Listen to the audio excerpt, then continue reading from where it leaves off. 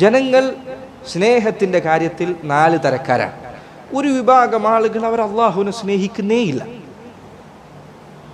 അവൻ്റെ സ്നേഹം അവൻ്റെ ദേഹേച്ഛയോടാണ്.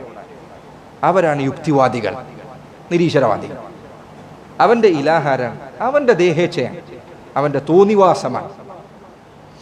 അള്ളാഹു ഖുർആനിൽ പറഞ്ഞതുപോലെ അഫറഅയ്ത മനിത്തഖദ ഇലാഹഹു ഹവാ, തൻ്റെ സ്വന്തം ഹവയെ ഇലാഹാക്കിയവനെ നിങ്ങൾ കാണുന്നില്ലേ? അവൻ്റെ ഇലാഹാരാണ്, ഹവയാണ്, ദേഹേച്ഛയാണ്. അവനെ തന്നെ ആരാധിച്ചു കൊണ്ടിരിക്കുകയാണ്. മറ്റൊരു വിഭാഗം ആളുകൾ അവർ അല്ലാഹു സുബ്ഹാനഹു വ തആലയെ സ്നേഹിക്കുന്നുണ്ട്. പക്ഷേ അതിനേക്കാൾ കൂടുതൽ അള്ളാഹുവിൻ്റെ സൃഷ്ടികളിൽ ചിലരെ സ്നേഹിക്കുന്നുണ്ട്. അവ മുസ്ലിമാണോ മുശ്രിക്കാണോ? മുശ്രിക്കാണ്. വേറെ ചില ആളുകൾ അവർ അള്ളാഹുവിനെ സ്നേഹിക്കുന്നുണ്ട്.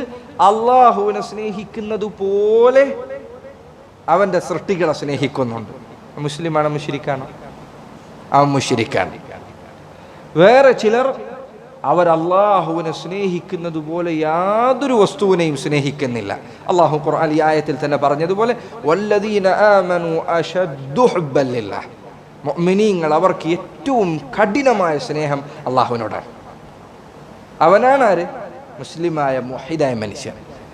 ഈ പറഞ്ഞ സ്നേഹത്തിൽ മുഅ്മിനീങ്ങൾക്കിടയിൽ ഏറ്റക്കുറച്ചിലുണ്ട്. നമ്മളെല്ലാവരുടെയും സ്നേഹം ഒരുപോലെയാണോ? അല്ല. ഓരോരുത്തരുടെയും സ്നേഹത്തിൽ ഏറ്റക്കുറച്ചിലുകൾ ഉണ്ടായിരിക്കും.